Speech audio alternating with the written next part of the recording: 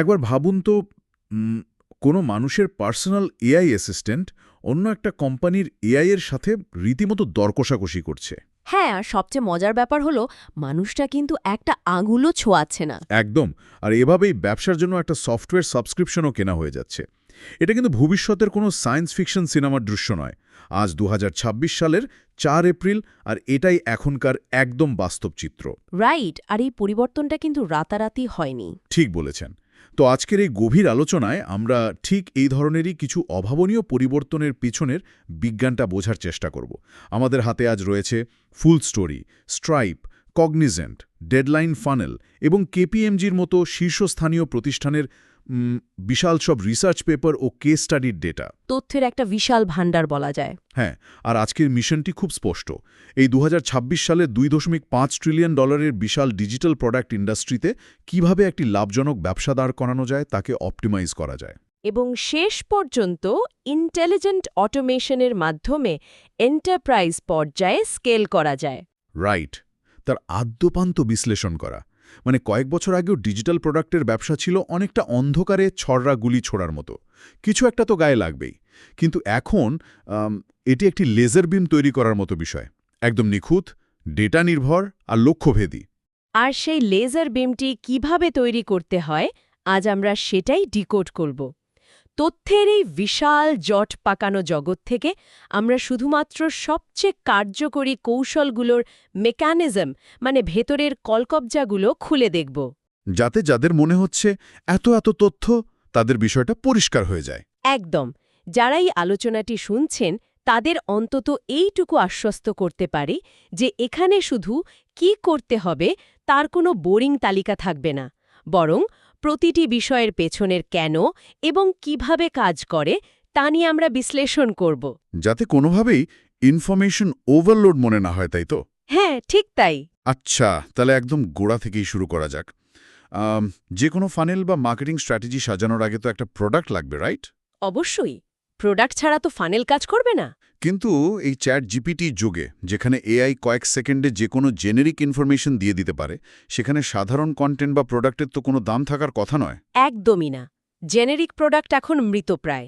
মানে ধরুন, কেউ যদি এখন সাধারণ একটি মার্কেটিং কোর্স বিক্রি করতে চায়, বাজারে তার টিকে থাকার সম্ভাবনা তো প্রায় শূন্য।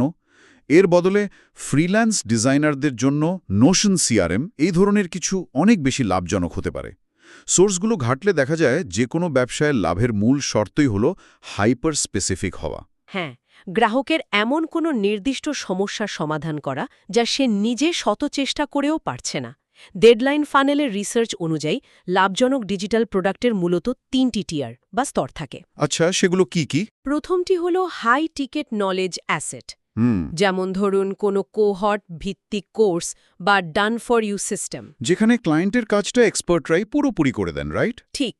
এরপর দ্বিতীয়টি হল হাই ইউটিলিটি টুলস, যেমন সাবস্ক্রিপশন মডেলের মাইক্রোস্যাস বা এক্সক্লুসিভ পেড কমিউনিটিগুলো। আচ্ছা, আর 3 নম্বরটা? তৃতীয়টি হল ভলিউম অ্যাসেট, মানে প্যাসিভ ইনকামের জন্য বিভিন্ন টেমপ্লেট বা এআই প্রম্পট লাইব্রেরি বিক্রি করা। বুঝতে পেরেছি। আচ্ছা, এই তিনটেকে যদি আমরা প্রতিদিনের জীবনের সাথে মেলাতে চাই, মানে একটু সহজ করে বোঝার জন্য। হ্যাঁ, বলা যায় টিয়ার 1 হল কোনো 5 স্টার রেস্টুরেন্টের ডিনার করার মতো, রাইট। যেখানে প্রিমিয়াম একটা এক্সপিরিয়েন্সের জন্য বেশি টাকা দেয়া হয়। রাইট। আর টিয়ার 2 তাহলে ওই জিমের মাসিক মেম্বারশিপের মতো, মানে নিয়মিত ব্যবহারের জন্য যেটা নেওয়া হয়। একদম। আর টিয়ার 3 হল অফিসে যাওয়ার পথে ছটজলদি 1 কাপ কফি কিনে নেওয়ার মতো। তিনটেতেই কিন্তু লাভ আছে। কিন্তু ব্যবসার ইঞ্জিন তো সম্পূর্ণ আলাদাভাবে কাজ করে প্রতিটা ক্ষেত্রে। ঠিক তাই। আর ঠিক এই জায়গাতে এই বিজনেস মডেলগুলোর পেছনের অর্থনীতিটা আমাদের একটু তলিয়ে দেখা প্রয়োজন। মানে ফিজিক্যাল আর ডিজিটাল প্রোডাক্টের পার্থক্যটা? হ্যাঁ, ফিজিক্যাল প্রোডাক্টের ক্ষেত্রে প্রতিটি পণ্য তৈরিতে আলাদা খরচ আছে, কিন্তু ডিজিটাল প্রোডাক্টের মূল নীতিটি হল একবার বানাও, বারবার বিক্রি করো। Build once, sell twice. একদম। যেহেতু এখানে বারবার উৎপাদনের কোনো খরচ নেই, তাই প্রফিট মার্জিন সহজেই 70 থেকে 95% পর্যন্ত হতে পারে। তবে মজার ব্যাপার হল, ডিজিটাল ক্রিয়েটররা সবচেয়ে বড় যে ভুলটা করেন তা হল প্রোডাক্ট বানাতেই মাসের পর মাস সময় ব্যয় করে ফেলা। ঠিক ধরেছেন। সফল উদ্যোক্তারা এই ঝুঁকি এড়াতে স্মোক টেস্ট পদ্ধতি ব্যবহার করেন। দাঁড়ান, এই স্মোক টেস্ট জিনিসটা একটু ক্লিয়ার করা দরকার। নাম শুনে তো মনে হচ্ছে প্রোডাক্ট না বানিয়েই শুধু ধোঁয়াশা তৈরি করা। এটা কি ক্রেতাদের সাথে এক ধরনের প্রতারণা নয়? প্রথম শুনলে সেরকমই মনে হয়। মানে প্রোডাক্টের অস্তিত্বই নেই, অথচ মার্কেটিং করা হচ্ছে। আপাত দৃষ্টিতে সেরকম মনে হলেও মেকানিজমটা আসলে অন্যরকম। এটি কোনো মিথ্যা প্রতিশ্রুতি বা স্ক্যাম নয়। স্মোক টেস্ট হল মূলত প্রোডাক্ট তৈরির আগেই একটি সাধারণ ওয়েটিং লিস্ট বা ল্যান্ডিং পেজ তৈরি করা। আচ্ছা, ট্রাফিকের মাধ্যমে চাহিদা যাচাই করে নেওয়া। হ্যাঁ, সেখানে স্পষ্টভাবে বলা থাকে যে প্রোডাক্টটি এখনও ডেভেলপমেন্ট বা তৈরির পর্যায়ে আছে। যদি কেউ আগ্রহী হন তবে তারা ইমেল দিয়ে ওয়েটিং লিস্টে যুক্ত হতে পারেন। বুঝতে পারছি।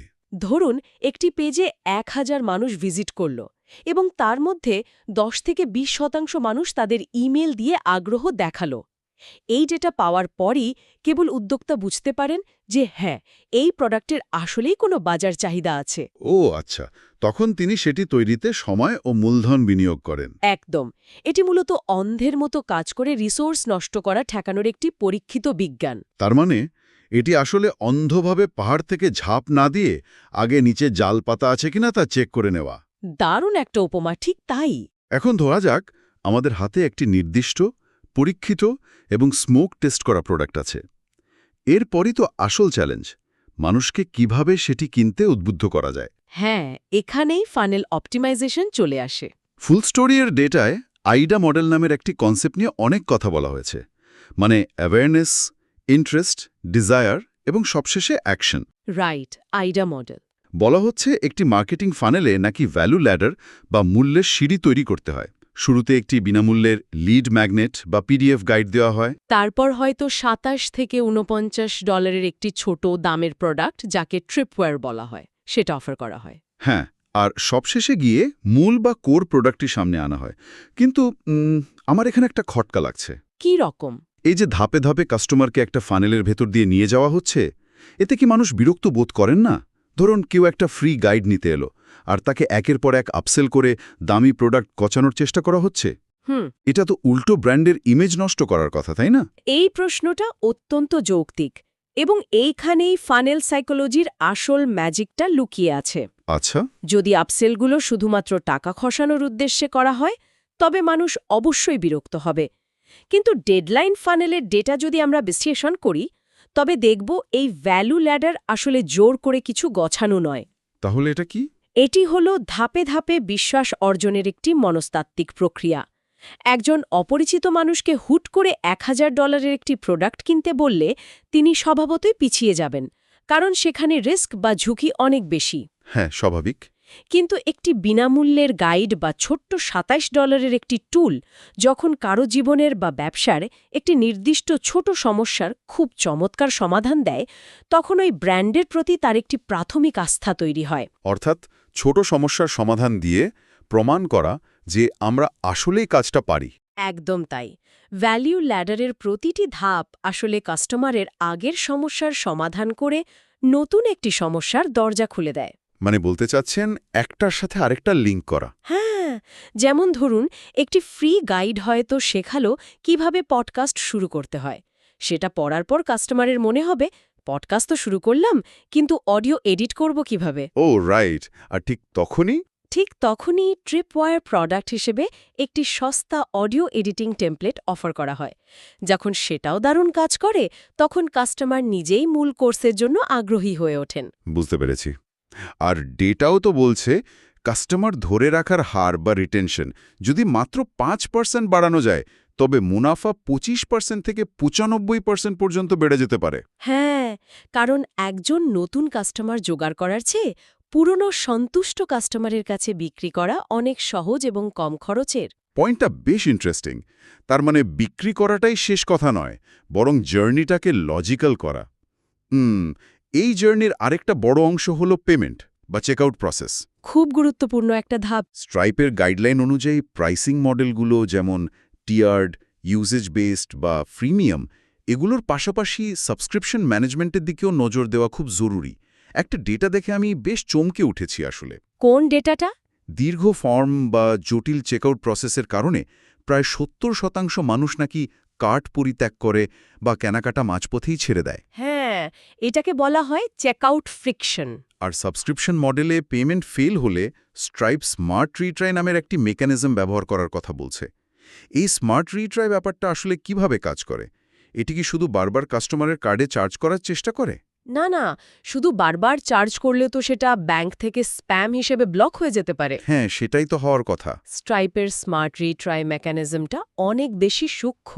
এটি মেশিন লার্নিং ব্যবহার করে বিশ্লেষণ করে যে ঠিক কোন সময় বা বারে পেমেন্ট আবার চেষ্টা করলে সফল হওয়ার সম্ভাবনা সবচেয়ে বেশি থাকে। আচ্ছা, মানে কাস্টমারের ডেটা থেকে প্যাটার্ন খোঁজে। একদম। ধরুন, সিস্টেম ডেটা থেকে বুঝতে পারল যে একজন নির্দিষ্ট ক্রেতার কার্ডে সাধারণত মাসের ৫ তারিখে বা সপ্তাহের মঙ্গলবার রাতে ফান্ড অ্যাভেলেবল থাকে। ও ওয়াও! তখন সিস্টেমটি বোকার মতো প্রতিদিন চার্জ না করে ঠিক ওই নির্দিষ্ট সময়েই পেমেন্টের রিকোয়েস্ট পাঠাবে। এতে একদিকে যেমন কাস্টমারের বিরক্তি কমে, অন্যদিকে সাবস্ক্রিপশন বাতিল হওয়ার হারও নাটকীয়ভাবে কমে যায়। তার মানে এই ছোট ছোট ঘর্ষণ বা ফ্রিকশনগুলো কমানোই হলো ফানেল অপটিমাইজেশনের মূল কথা। ঠিক তাই।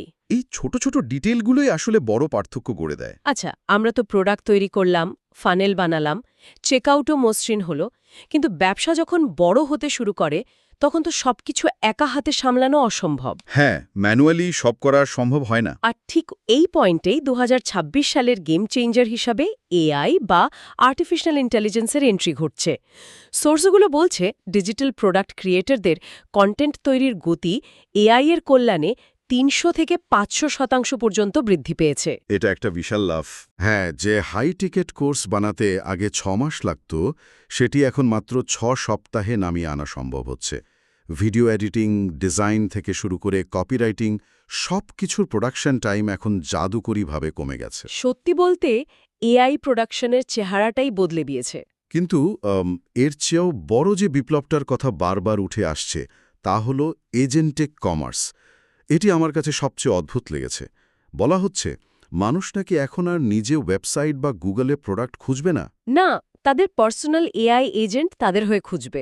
হ্যাঁ, এই এজেন্টেক কমার্স কনসেপ্টই তো সত্যি মার্কেটিংয়ের পুরো ব্যাকরণ উল্টে দিচ্ছে। একদম। এতদিন আমরা জানতাম কাস্টমারকে কনভিন্স করতে হলে প্রোডাক্ট ডেসক্রিপশনে ইমোশনাল ট্রিগার থাকতে হবে, ইমোশন দিয়ে বিক্রি করতে হবে। রাইট। কিন্তু এখন যদি একজন কাস্টমারের পার্সোনাল এআই এজেন্ট, ধরুন তার নাম এজেন্ট এক্স, অনলাইনে ঘুরে ঘুরে দেখে কোন সফটওয়্যারটি তার বসের জন্য সবচেয়ে ভালো হবে, তখন কিন্তু সেই এআই এজেন্ট কোনো ইমোশনাল গল্প পড়বে না। সে তো আর ইমোশন বোঝে না। ঠিক। সে খুঁজবে solid data, feature and logic. তার মানে দাঁড়াচ্ছে, আমাদের ওয়েবসাইটের প্রোডাক্ট ডেসক্রিপশনগুলো এখন আর শুধু মানুষের জন্য লেখা হলে চলবে না। সেগুলোতে ন্যাচারাল ল্যাঙ্গুয়েজ প্রসেসিং বা এনএলপি বান্ধব সাধারণ কথার মতো বিবরণ থাকতে হবে। হ্যাঁ, যাতে অন্য প্রান্তের একটি এআই খুব সহজে সেটি স্ক্যান করে বুঝতে পারে যে এই প্রোডাক্টটি তার হিউম্যান ক্লায়েন্টের সমস্যার সমাধান করতে পারবে কিনা। এই পুরো ব্যাপারটা তো রীতিমতো মাথা ঘোরানোর মতো। পাশাপাশি সোর্সগুলোতে পাইরেসি ঠেকাতে ডাইনামিক ওয়াটারমার্কিংয়ের কথাও বলা হয়েছে। তবে এই সবকিছু শোনার পর আমার মাথায় একটা ভিন্ন চিন্তা ঘুরপাক খাচ্ছে। কি চিন্তা? যদি এআই আমাদের হয়ে প্রোডাক্ট বানায়, এআই যদি সেটা মার্কেটিং করে, আবার অন্য প্রান্তের এআই যদি সেটা কিনেও নেয়, তাহলে এই পুরো লুপের মধ্যে মানুষের আসল কাজটা কি? আমরা কি তাহলে ধীরে ধীরে অপ্রয়োজনীয় হয়ে পড়ছি? খুব গভীর একটা প্রশ্ন, কিন্তু উত্তরটা হলো না। মানুষ কোনোভাবেই অপ্রয়োজনীয় হয়ে পড়ছে না, বরং মানুষের ভূমিকার বিবর্তন ঘটছে। বিবর্তন বলতে? এআই হলো একটি অত্যন্ত শক্তিশালী অ্যাম্প্লিফায়ার বা সক্ষমতা বাড়ানোর মাধ্যম। এটি মানুষের বিকল্প নয়। আচ্ছা। এআই হয়তো ১ মিনিটে ১০টা ভিন্ন ভিন্ন ল্যান্ডিং পেজের কপি লিখে দিতে পারবে, কিন্তু কোন কপিটি মানুষের বাস্তব জীবনের কষ্টের সাথে, অনুভূতির সাথে সত্যিকার অর্থে কানেক্ট করবে, সেই জাজমেন্ট বা বিচার করার ক্ষমতা এখনও কেবল মানুষেরই আছে। অর্থাৎ ইমোশনাল ইন্টেলিজেন্সটা মানুষেরই দিতে হবে। একদম। ব্র্যান্ডের নিজস্ব ভিশন এবং গুণগত মান বজায় রাখতে হিউম্যান এআই কোলাবোরেশন অপরিহার্য। যারা এআইকে অন্ধভাবে সবকিছু করতে দেয়, তাদের প্রোডাক্ট খুব দ্রুত জেনেরিক এবং বোরিং হয়ে যায়। মানে এআই জেনারেটেড আবর্জনায় পরিণত হয়। হ্যাঁ, আর যারা এআইকে টুল হিসেবে ব্যবহার করে নিজেদের সৃজনশীলতাকে মানুষের ইমোশনের সাথে যুক্ত করে, তারাই আসল ভ্যালুটা তৈরি করতে পারে। রাইট। অর্থাৎ যন্ত্র যতই উন্নত হোক সেটার স্টিয়ারিং হুইল মানুষের হাতেই থাকতে হবে। ঠিক তাই। এবার চলুন এই স্কেল বা পরিধিটাকে আরও একটু বড় করা যাক। এতক্ষণ তো আমরা ক্রিয়েটর বা ছোট টিমের কথা বললাম, কিন্তু যখন কোনো ব্যবসা বিশালাকার এন্টারপ্রাইজে পরিণত হয়, হাজার হাজার কর্মী থাকে, তখন তো শুধু চ্যাট জিপিটি দিয়ে আর কাজ চলে না। না, তখন পুরো প্রাতিষ্ঠানিক কাঠামোর অটোমেশন প্রয়োজন হয়। কগনিজেন্ট এবং ইনফোনোভাসের প্রতিবেদন অনুযায়ী প্রতিষ্ঠানগুলোকে এখন সাধারণ আরপিএ বা রোবোটিক প্রসেস অটোমেশন থেকে বেরিয়ে এসে ইন্টেলিজেন্ট অটোমেশন অ্যাট স্কেলে যেতে হচ্ছে। এখানে প্রসেস মাইনিং নামের একটি দারুণ প্রযুক্তির কথা উল্লেখ করা হয়েছে। হ্যাঁ, যা পরিপক্ক প্রতিষ্ঠানগুলোর 50%-এরও বেশি ব্যবহার করছে। এই প্রসেস মাইনিং আসলে কিভাবে কাজ করে? প্রসেস মাইনিংকে খুব সহজে বুঝতে হলে একে একটা ডিজিটাল ট্রাফিক হেলিকপ্টারের মতো ভাবা যেতে পারে। Traffic helicopter, interesting. ধরুন, কোনো বিশাল কোম্পানিতে একটা নির্দিষ্ট কাজ শেষ হতে বারবার দেরি হচ্ছে। এখন ম্যানেজার যদি প্রতিটি কর্মীকে গিয়ে জিজ্ঞেস করেন কেন দেরি হচ্ছে, একজন এক একটা কারণ দেখাবে। হ্যাঁ, সবাই তো নিজের দোষ ঢাকতে চাইবে। ঠিক, কিন্তু প্রসেস মাইনিং সফটওয়্যার কাউকে কিছু জিজ্ঞাসা করে না। এটি সরাসরি কোম্পানির বিভিন্ন সিস্টেমের email time stamp, CRM update বা লগ ফাইলের ডিজিটাল ফুটপ্রিন্টগুলো স্ক্যান করে। আচ্ছা, মানে ডেটার গভীরে চলে যায়। হ্যাঁ, এরপর এটি ম্যাপ করে দেখিয়ে দেয় যে দেখুন, ফাইলটা লিগ্যাল ডিপার্টমেন্টে যাওয়ার পর গড়ে 5 দিন আটকে থাকছে। ও, মানে মানুষের অনুমানের ওপর নির্ভর না করে সরাসরি ডেটা বিশ্লেষণ করে বের করে যে সিস্টেমের ঠিক কোথায় ট্রাফিক জ্যামটা লেগে আছে। একদম। এরপর ইন্টেলিজেন্ট অটোমেশন ব্যবহার করে ওই নির্দিষ্ট জ্যামটা ছাড়ানোর ব্যবস্থা করা হয়। এই উপমাটা দারুণ কাজ করেছে। তার মানে সমস্যার মূল উৎপাটন করা। কিন্তু ডেটা বলছে এন্টারপ্রাইজ পর্যায়ে এই স্কেলিংয়ের মূল বাধা কিন্তু প্রযুক্তিগত নয়। না, বাধাগুলো মূলত অন্য জায়গায়। হ্যাঁ, 68% প্রতিষ্ঠানের ক্ষেত্রে দেখা যায় মূল বাধা হল কমপ্লায়েন্স ও সিকিউরিটি টিমের কড়াকড়ি, অভিজ্ঞ জনবলের অভাব এবং কর্মীদের নতুন প্রযুক্তি মেনে নেওয়ার অনীহা, যাকে আমরা চেঞ্জ ম্যানেজমেন্ট বলি। চেঞ্জ ম্যানেজমেন্ট একটা বড় ইস্যু। এই সমস্যাগুলো সমাধানের জন্য সোর্সগুলোতে সিটিজেন ডেভেলপার মডেল এবং hub and spoke centre of excellence বা সংক্ষেপে সিওই এর কথা বলা হয়েছে। সহজ কথায়, ব্যবসার সাধারণ কর্মীদেরও নিজেদের কাজের অটোমেশন নিজেরাই তৈরি করার সুযোগ দেওয়া হচ্ছে। হ্যাঁ, নো কোড বা লো কোড প্ল্যাটফর্মের মাধ্যমে। কিন্তু এখানে তো একটা বড় ধরনের কনফ্লিক্ট বা দ্বন্দ্ব তৈরি হওয়ার কথা। কেন মনে হচ্ছে এমন? মানে যদি এইচআর বা মার্কেটিং বিভাগের সাধারণ কর্মীরাই নিজেরাই কোড ছাড়া অটোমেশন বানিয়ে ফেলে, তাহলে তো কোম্পানির আইটি বিভাগের কোনো দরকারই থাকে না।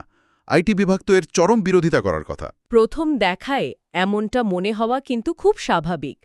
কিন্তু হাব অ্যান্ড স্পোক মডেলটার মেকানিজম বুঝতে পারলে দেখবেন আইটি বিভাগ মোটেই অপ্রয়োজনীয় হয়ে যাচ্ছে না। তাহলে তাদের কাজটা কি দাঁড়াচ্ছে? বরং তাদের কাজ আরও গুরুত্বপূর্ণ হয়ে উঠছে। একে একটা সাইকেলের চাকার সাথে তুলনা করা যায়। চাকার মাঝখানে থাকে হাব বা কেন্দ্র, আর চারিদিকে ছড়িয়ে থাকে স্পোক বা স্প্রিংগুলো।